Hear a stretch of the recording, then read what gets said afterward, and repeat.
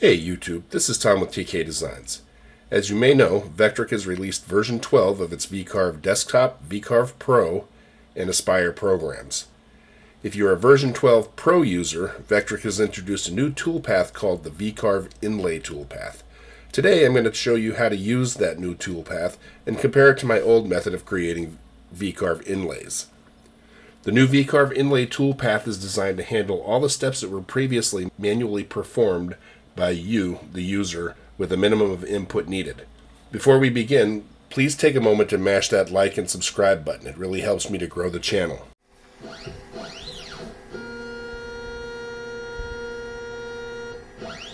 Versus using the V-Carve Inlay Toolpath. First, I'll highlight the graphic that I want and I'll make a copy onto the plug piece of material. Then I'm going to take the graphic and I'm going to flip it left and right so that it's a mirror image of the original vector. After that, I'll put a 6mm offset around the vector so that it will actually carve a plug.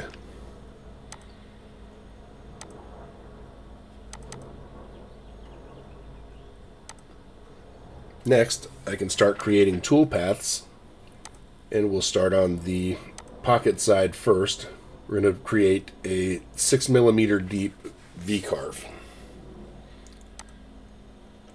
Now, my CNC has an automatic tool changer, so I'm going to make sure that with my bits, I set the bit numbers appropriately so that both bits can be used and changed automatically.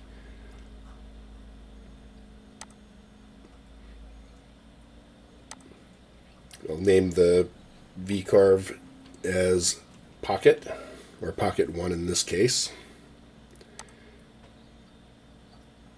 And now if we view the toolpaths, we'll see that we have a 6mm deep pocket.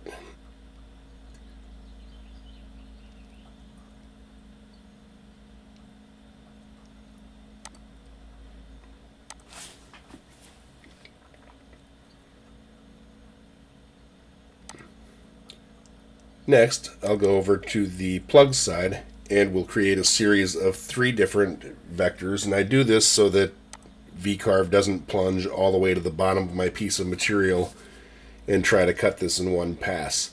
The first one I'll start at 1mm start depth and 1.5mm flat depth and call that plug 1.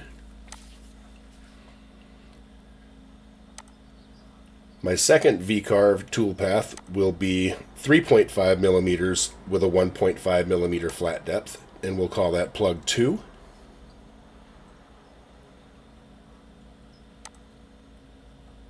And then finally, on the third pass, we'll create a third V-carve toolpath, 5.5mm deep, 1.5mm flat depth. We'll call that plug 3. Next, we're going to arrange the order of our toolpaths so that we can cut them in order, starting with the 1/4 inch clearance bit, or I'm sorry, the 1/8 inch clearance bit, and then the V-carve bit. And then as we see, we have a nice little plug, and we'll use the bandsaw to cut away the excess material. Now that we have all of our paths set, we're going to export the toolpaths so that we can actually run them on the machine.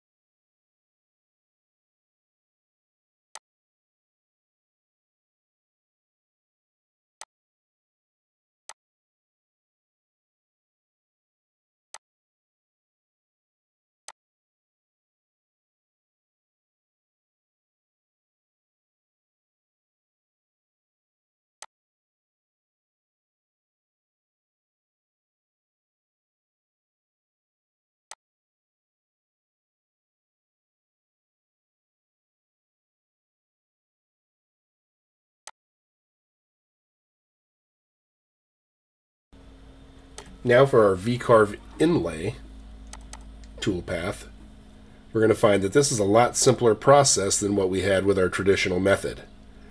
We select a V-Carve inlay, we set the pocket depth,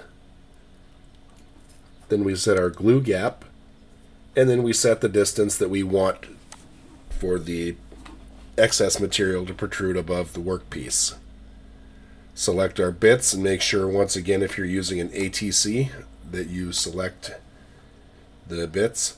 One other thing I'll point out is that I did change this to 10.52 and called it a V-bit instead of an engraving bit so that the toolpath would use it.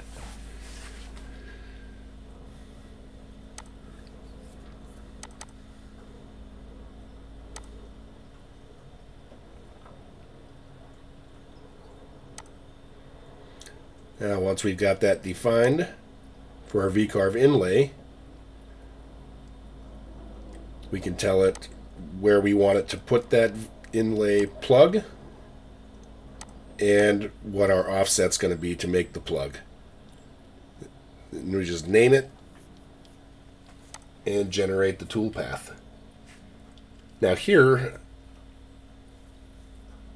I'm going to switch over and I'm going to move that so that it's not overlapping our other piece of material. Then I'm going to recalculate the toolpath in order for us to cut it in the right spot in our previews.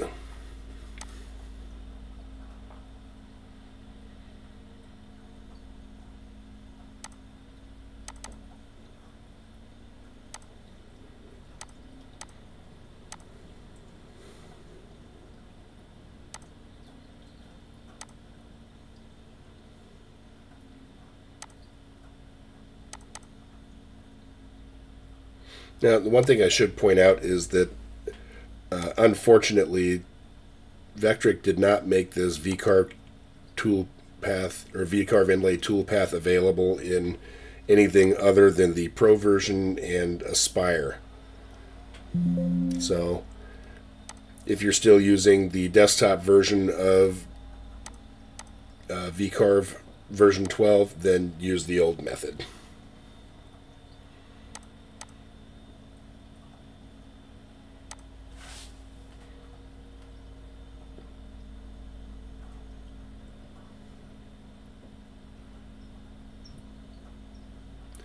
Now, when it generates a toolpath, some areas of concern that I have is that it looks like it's not going to cut the entire depth properly because I'm using a tapered ball nose bit as a V-bit. But we'll take a closer look at that when we actually cut the project and see what's going on with that.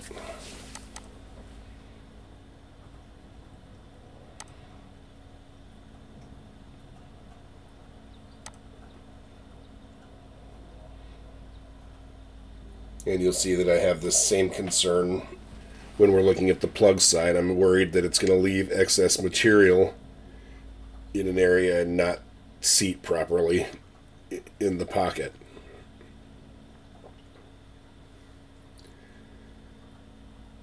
If you're liking this content, please take a minute to smash that like button and click on subscribe. You'd really be helping out the channel. We appreciate your visits and the fact that you help to support my channel.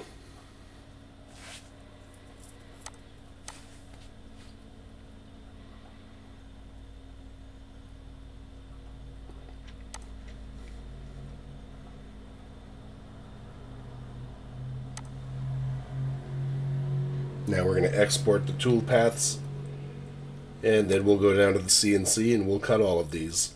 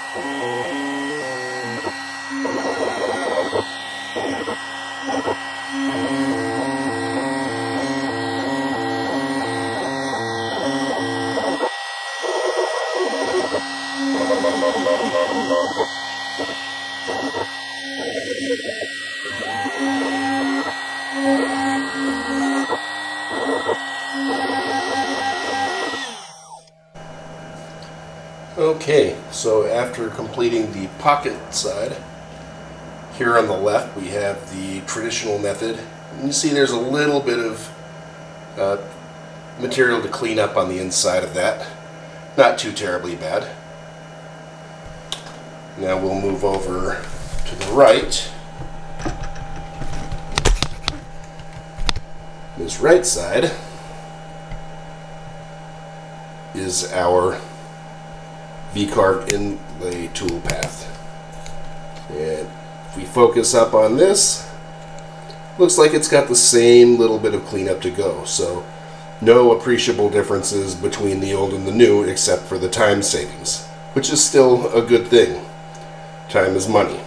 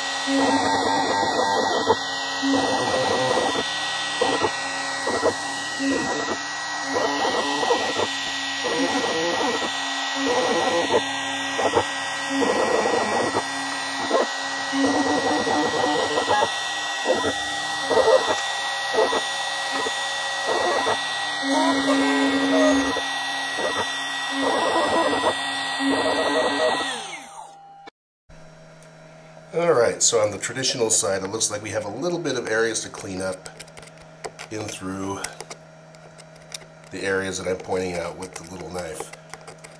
No processing's been done on this. This is just straight off the cut and vacuumed. So pretty clean on the overall. Now if we move over here to our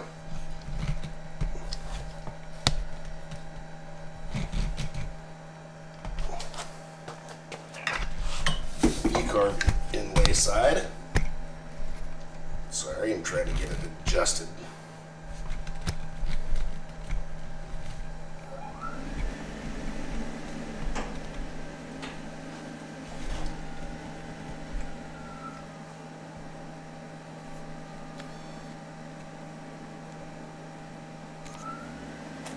This side, it's actually very clean. Just a little bit, tiny pieces. Not even to the degree that the traditional side was. So pretty clean. On the overall, it looks like the V-Carve Inlay Toolpath did a better job of cleaning up the plug side. So now we'll have to do the test fitting and the gluing. So before I do that, I'm going to mark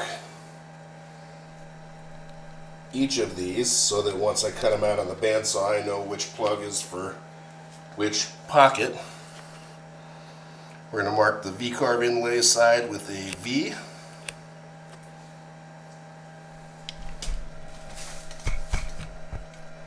And over on our traditional V-Carve Inlay, we're going to mark that with a T. I'll get this cut out on the bandsaw and we'll get it glued up, see what happens next. Okay, so we'll do a test fit. Start with our traditional V-Carve Inlay, and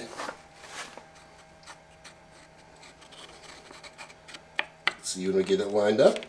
We have a nice solid fit, as you can see. Very little space. Now, do a fitting for our V-Carve Inlay Toolpath.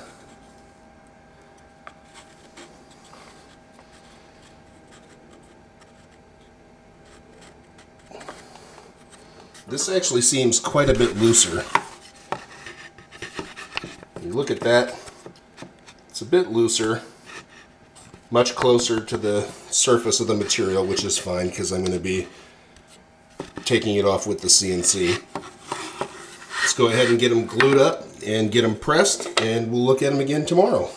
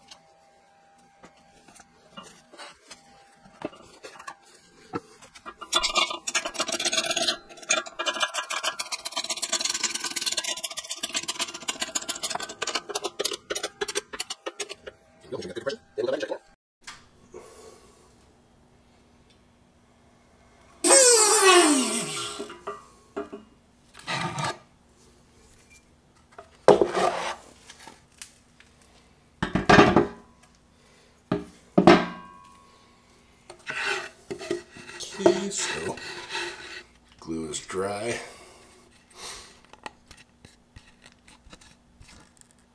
Got a good solid bond. Alright, we'll just use the CNC now to get this off.